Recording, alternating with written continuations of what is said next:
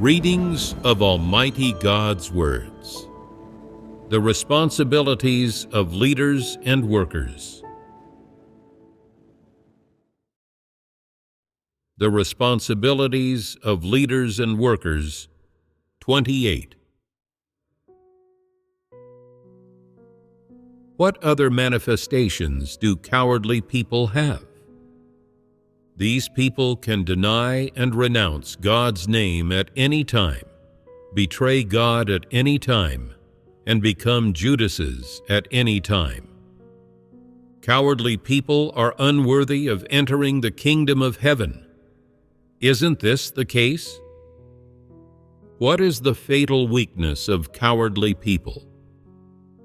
These people drift through life ignobly. They covet life and fear death. Fear of death is their fatal weakness. As long as they are not made to die, they are willing to do anything, whether it be becoming a Judas, becoming a son of destruction, or being cursed. They are willing to do anything as long as they can live. Living is their highest goal.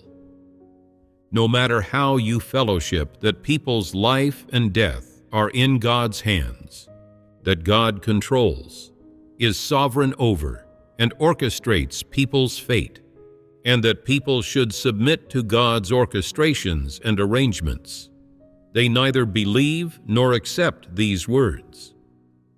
They just think that it's a rare opportunity to be reborn as a human, so they absolutely cannot die. They also think that once they die and their flesh perishes, their soul will either be reborn as an animal or become a wandering ghost, never again having the chance to be reborn as a human. Therefore, they are especially afraid of death. To them, death is a catastrophic disaster, not a good opportunity for the next reincarnation, nor a new beginning for another rebirth. Therefore, they spare no cost to preserve their lives. Even if it means selling out others or causing any kind of damage to the church's work, they will not hesitate to do so. And even if it means forsaking God's name, they don't care about the consequences. They only care about living safely. What kind of people are these? They are lowlifes who drag out an ignoble existence. They live without dignity or integrity, willing to do anything just to stay alive, stooping to any low.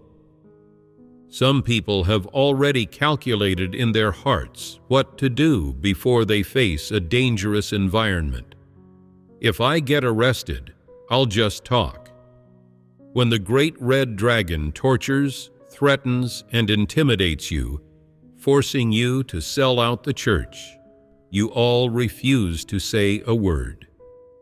Well, I'm not as foolish as you, who would rather endure physical pain than talk. I'd talk even before being beaten or intimidated. See how smart I am. As the saying goes, a wise man submits to circumstances. What's so bad about me selling out the brothers and sisters of the church? Everyone has to be selfish, right? Isn't it just foolish not to look out for yourself? Before anything happens, they've already worked out how to protect themselves. They thought it all through long ago. What is their creed for how they conduct themselves? Why should a person make life hard for themselves? Why be so stubborn? Only by being good to yourself will this life not have been lived in vain. This is their creed for conducting themselves. They have no moral boundaries. What do you think should be done with people like this? If such people are discovered, they must be cleared out with wisdom. They are ticking time bombs. Exactly. They are ticking time bombs. They are downright cowardly, and when danger comes, they will sell out the church.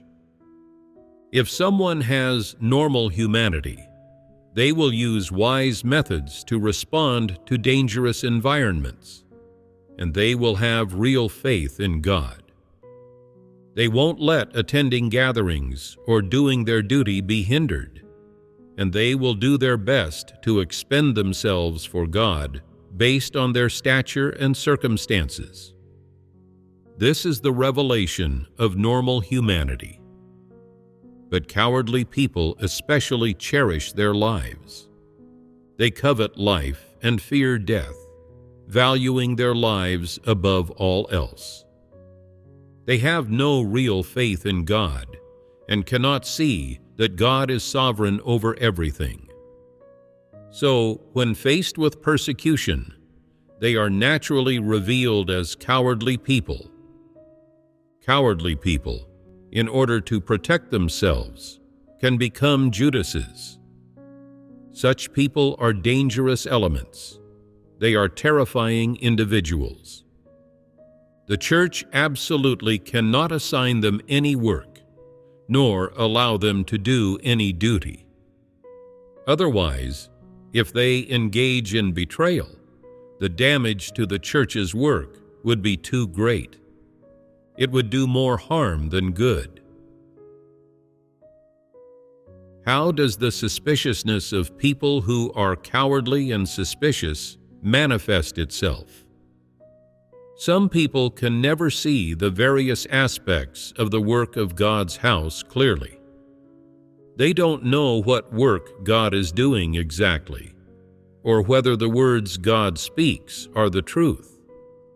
They don't have a correct comprehension or viewpoint on these matters, so they cannot confirm just what exactly is being done in the work of God's house, what results this work aims to achieve, or whether it is done for the purpose of saving people. They cannot see any of these things clearly. They are also unclear about what the church is. No matter how many sermons they hear, they don't understand even a little of the truth. They always have doubts about the brothers and sisters doing their duties, thinking to themselves, "These people are constantly busy, coming and going every day. What exactly are they doing?" Particularly within the context of believing in God and doing duties in the country of the Great Red Dragon, leaders and workers fellowship and discuss certain items of the church's work, such as administrative work, personnel work, general affairs work, and especially some work that involves taking on risks, without letting the ordinary brothers and sisters know about these things. This protects them. It does not harm them. However, some people don't get this and always want to inquire about these things. For instance, they inquire about where the books are printed or where certain leaders and workers are being hosted. Would knowing these things benefit you? Do you lose anything by not knowing these things? Not knowing these things doesn't affect your eating and drinking of God's words. It doesn't affect your attainment of the truth, and it certainly doesn't hinder your life entry or the transformation of your disposition. So, isn't it unnecessary for you to inquire about and look into these matters? Some people who do hosting are always suspicious. When leaders and workers don't make them privy to their fellowship and discussions on church work, they think, "Why are the leaders and workers always gathering and fellowshipping behind my back? What activities are they up to?" They aren't privy to the personal information of some leaders and workers, and they start to wonder, why don't they make me privy to this? I don't know their names, where they live, or what their actual situation is. Could these people trick me or harm me while leading me in my belief in God? There are also some sensitive kinds of work, such as work involving offerings or some dangerous work. These are things that shouldn't be asked about in the first place, yet these people always want to inquire about them. When others don't give them answers, they become even more suspicious. In particular, there are some people who never had much faith in God to begin with. After coming to believe in God, they see that their family business is doing better, and their family members are healthy, and they think this is God's grace and blessing. Out of this passing happiness, they offer a bit of money, but then they start wondering, where was the money I offered spent?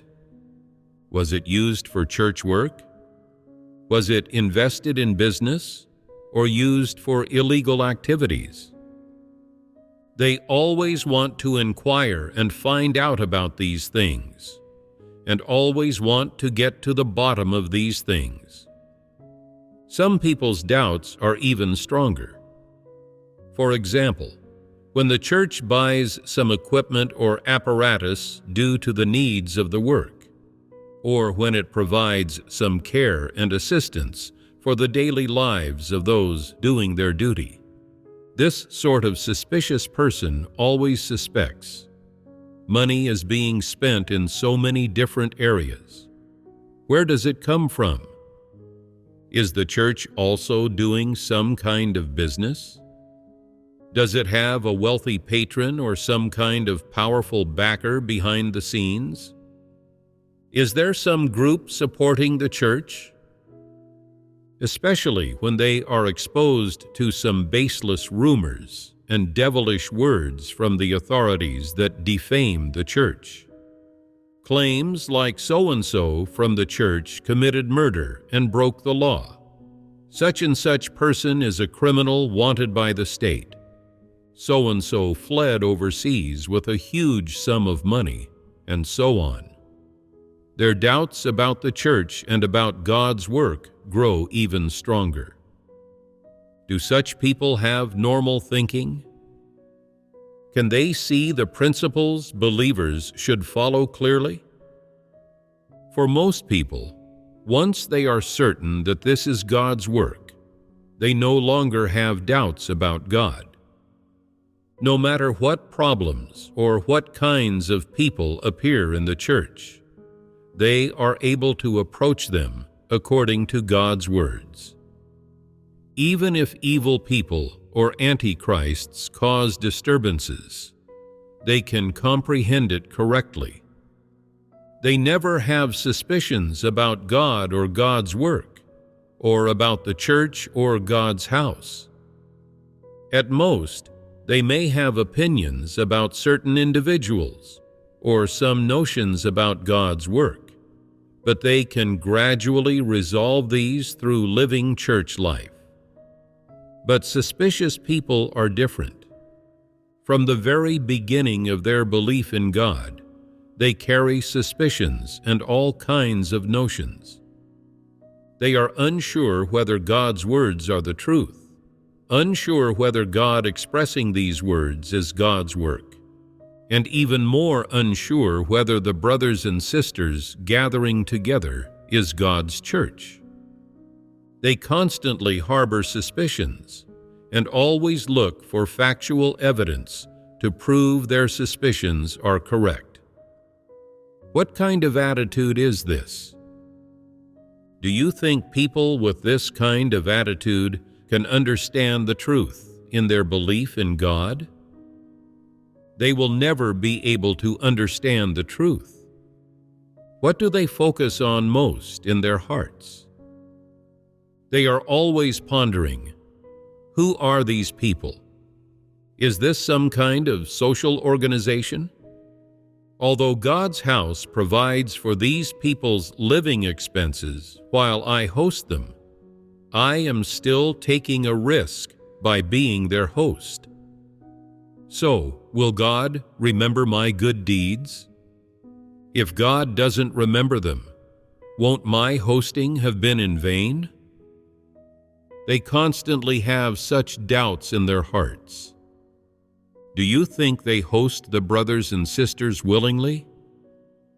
They do it completely out of a desire to gain blessings, while being filled with doubts, especially when they hear some things which they can't see clearly and consider negative according to their notions. The doubts in their hearts increase. For example, during gatherings, someone may bring up topics that involve the actions of the great red dragon's regime and the ugly faces of the demon kings, or sometimes fellowship on the truth touches on the oppression and arrests carried out by the great red dragon and the nature essence of the great red dragon, and so on. These topics don't actually involve politics. They just help people learn to discern the great red dragon and see its face clearly, so that they can come to hate and reject the great red dragon and no longer be constrained and bound by Satan's influence. But when suspicious people hear such topics, they are cowardly and frightened. These people are even discussing politics. Aren't they political criminals? Aren't they counter-revolutionaries? These topics are too sensitive. Quick, shut the windows, lock the gate, unplug the internet and phone lines. If the government listens in on this, we could be in big trouble. We'd get life sentences for sure. They are unwilling to listen to such topics and will try every means to interrupt the fellowship to stop them from being discussed. They think to themselves, what kind of work do these people do exactly? It's said that God doesn't get involved in human politics. So why are these people talking about politics? Aren't believers supposed to talk only about matters of believing in God? Why are they discussing these things? Isn't this just asking for trouble? If they want to talk about these things, they can do it wherever they want, but they mustn't do it in my house. I don't want to be piggybacking on this. They cannot see anything clearly. When they hear some rumors fabricated by the government, not only do they fail to discern them, but their misgivings become even stronger. If they were frequently suspicious and skeptical toward the group of demons in power, or the Antichrist forces and sects of evil spirits within religion, that would actually help them protect themselves. But in the church where God works, God has expressed so much truth, and yet they still can't understand it and cannot determine that it's the true way. After listening to sermons for so long and seeing God speak so much, their suspiciousness remains unresolved, and their notions and imaginings haven't been eradicated. It's clear that their caliber is too poor, that they have no comprehension ability whatsoever, and that they are not people who pursue the truth. From the start of their belief in God, they've never believed that God is sovereign over everything, and they've never believed that all of God's words are the truth. Even less have they believed that the work of God's house is fully led by the Holy Spirit. As a result, everything makes them doubtful. For example, when fellowshipping about discerning different kinds of people during gatherings, We may talk about how antichrists mislead people, or how some people don't do any real work despite everything they consume and enjoy being provided for using God's offerings, which constitutes living off the church, or how some people steal or squander offerings, or how certain individuals in the church engage in licentious activities, or how some people do things that disgrace God while preaching the gospel.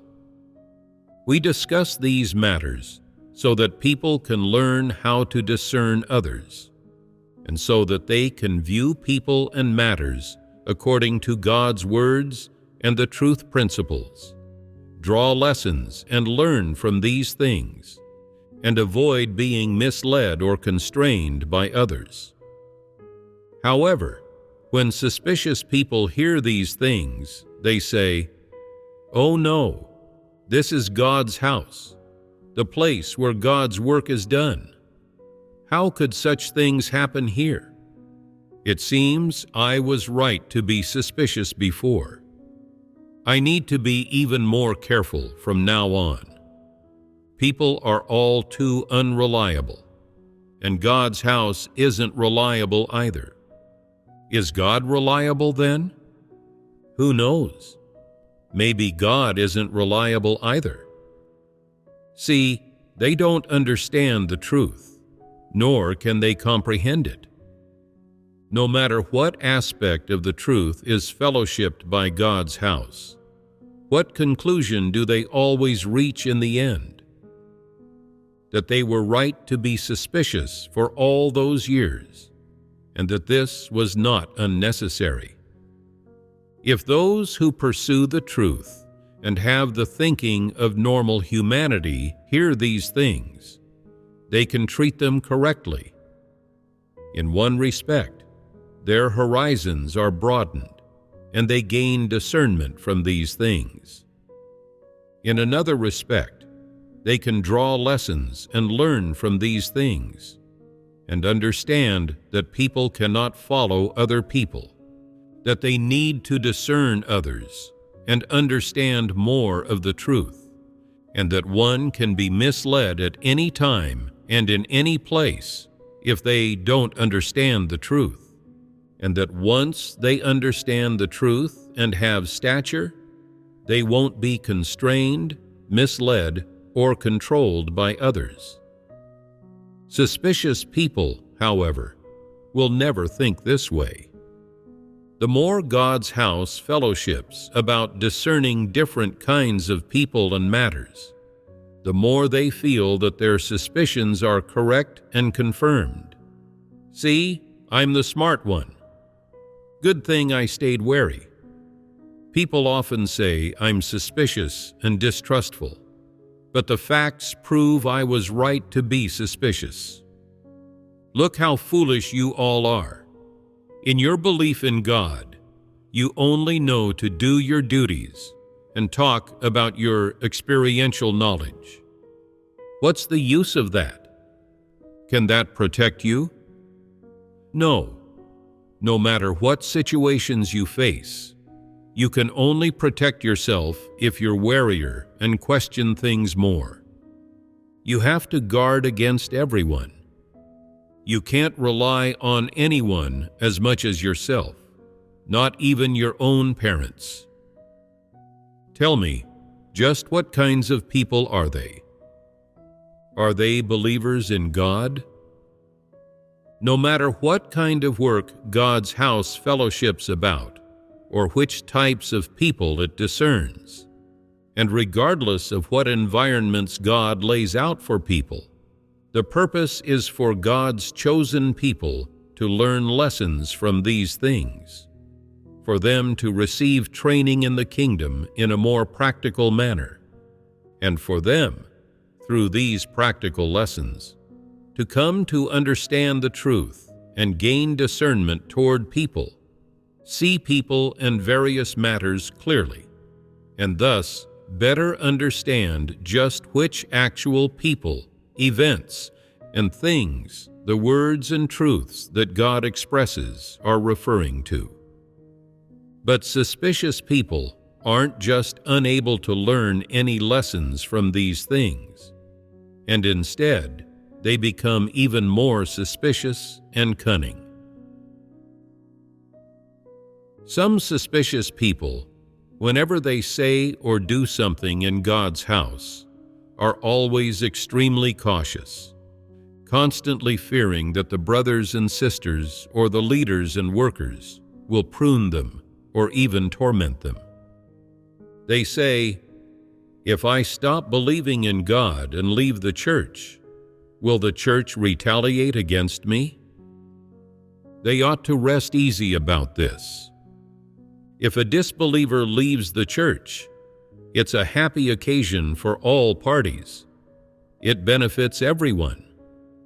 So, if you want to leave the church or give up your duty to go back home and live your life, you should boldly bring it up without any worries. You could also write a statement saying, "As of such and such date, I officially leave the Church of Almighty God and withdraw from the ranks of those doing their duty." This is completely allowed. The doors of God's house are open, and you can leave boldly without worrying about anyone retaliating against you. There's no need to be afraid or suspicious. Do you see any evil people among these people in the church?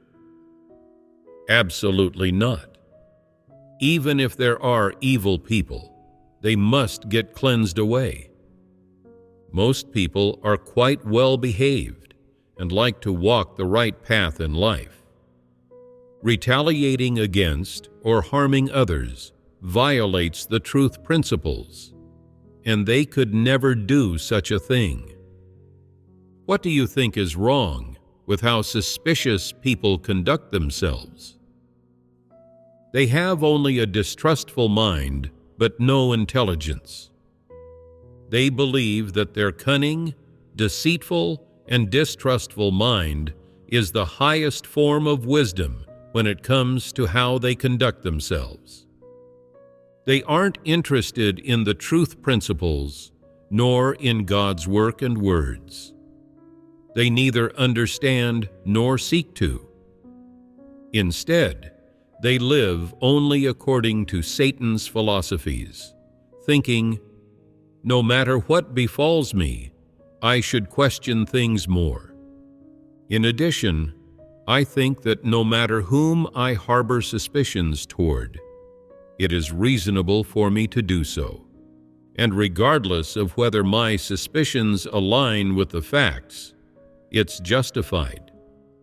In summary, suspecting more when confronted with situations benefits me.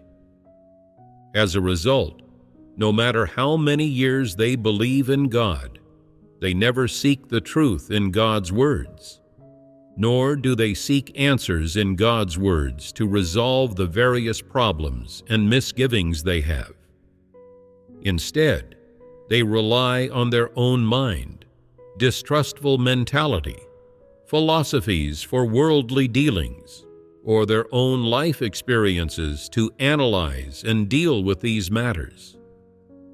In the end, the more they encounter various situations and the more information of various kinds they hear, not only does their suspicious nature remain unchanged, but their misgivings grow and grow. For example, when this kind of suspicious person has believed in God for 1 or 2 years and hears about the Zhaoyuan incident fabricated by the CCP to defame God's house, they think, maybe it was done by God's house. Even if it wasn't ordered by God's house, it must have been done by some brothers and sisters below, and you're just not admitting it. After believing in God for 3 to 5 years, they still believe the Great Red Dragon's version of events. Even after 8 to 10 years, their misgivings about God's house remain unresolved. They don't believe that it was the great red dragon framing and defaming the church. They simply assume that the people of God's house did it.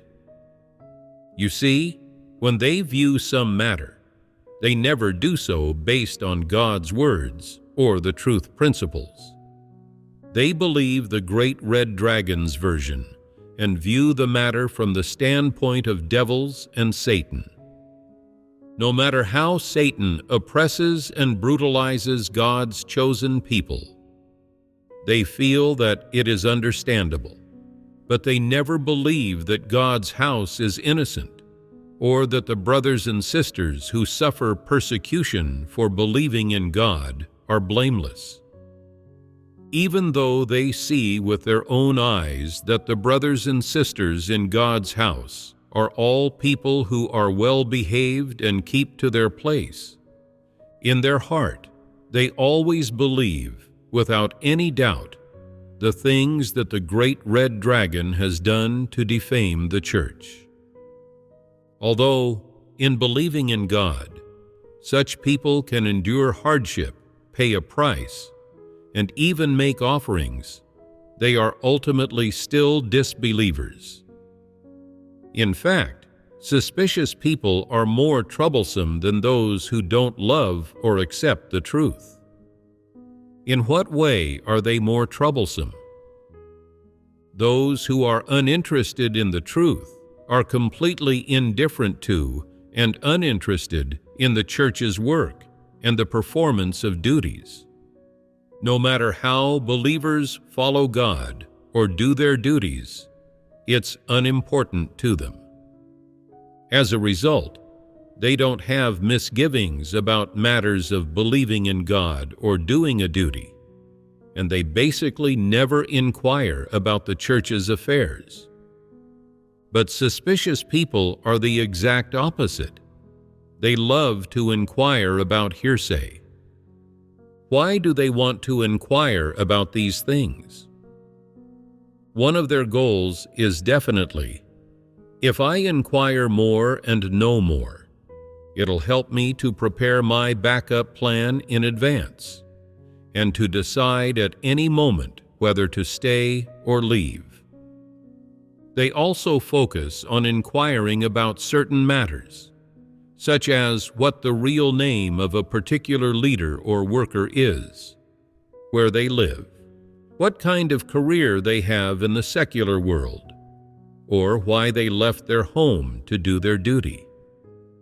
They might also inquire about those preaching the gospel, such as whom they have preached to, which of their family members believe in God, how many years they have been preaching the gospel, how many people they have gained, and so on.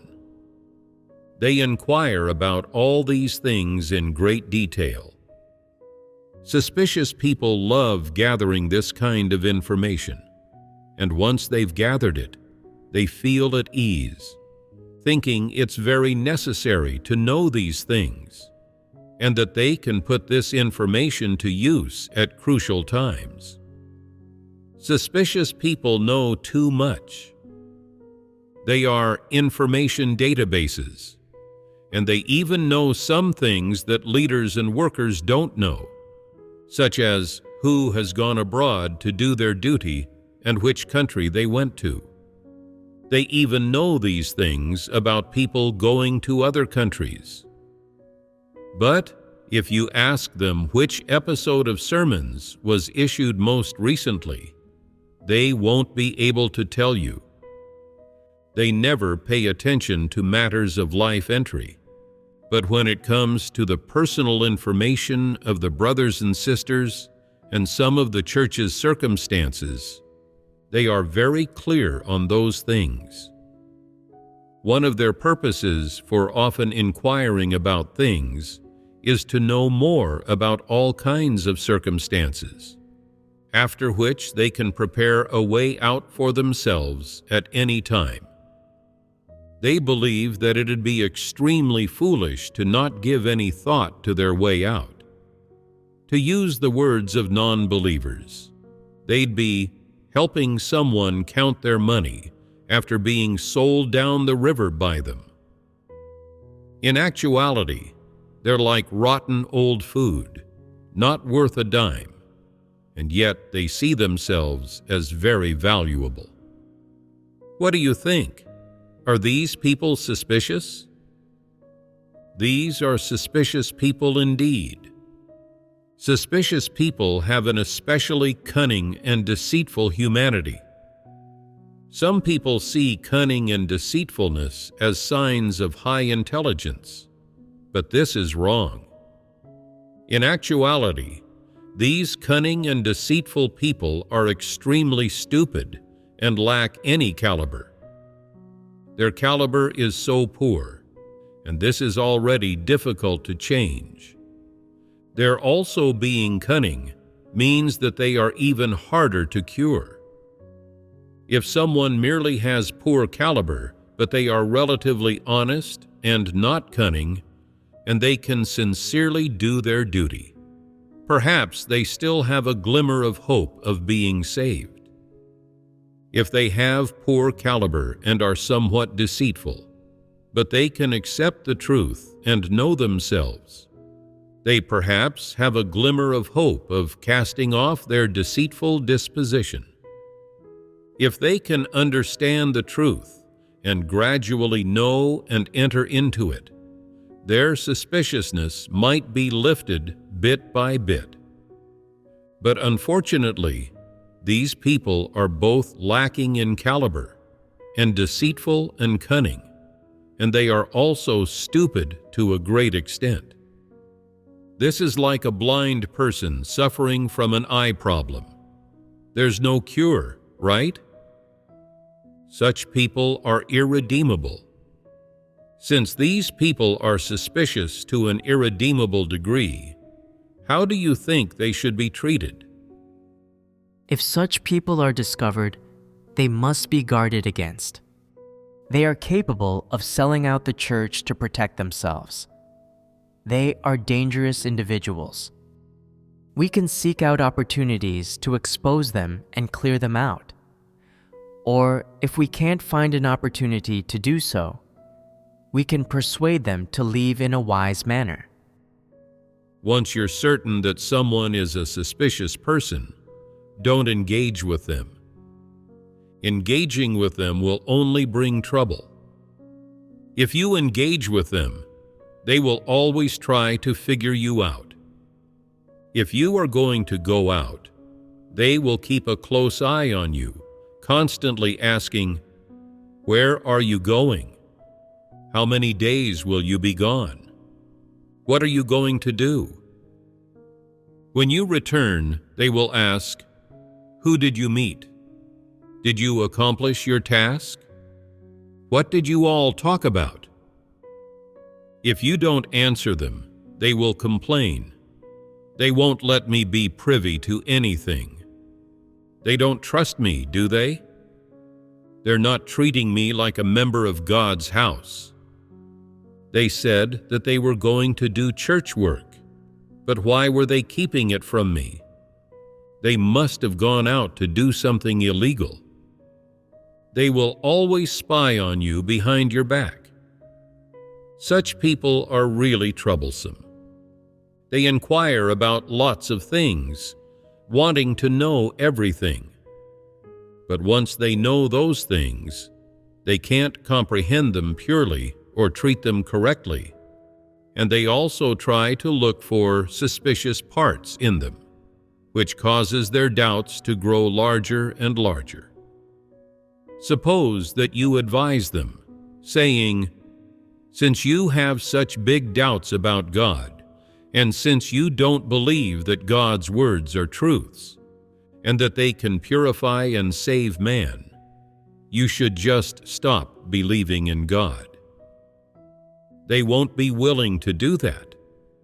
They'll still want to believe, and they'll still want to gain blessings. Aren't these people troublesome? These people are easy to handle. If they can bring major trouble to the church, then quickly persuade them to leave. These people aren't trustworthy. They don't have the ability to comprehend the truth, and even if they can do a bit of a duty, they will bring great trouble to God's house. They do more harm than good. So, persuading them to leave is necessary. Cowardly people are troublesome, and suspicious people are also troublesome. But people who are both cowardly and suspicious are even more troublesome. These people are extremely timid and afraid of death, and they are suspicious about everything, constantly being suspicious about whether believing in God could lead them to be tricked. They are afraid that their prospects might be hindered and think that being arrested and persecuted, leading to their death, would hardly be worthwhile. If they are suspicious to this extent, what's the point of believing in God for them? Isn't this just making things hard on themselves?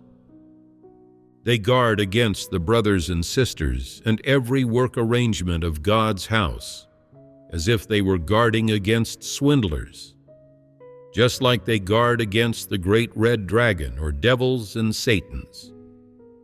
Some people still try to advise them, saying, "Just make sure to believe in God diligently, pursue the truth, and do your duty well, and God will approve of you."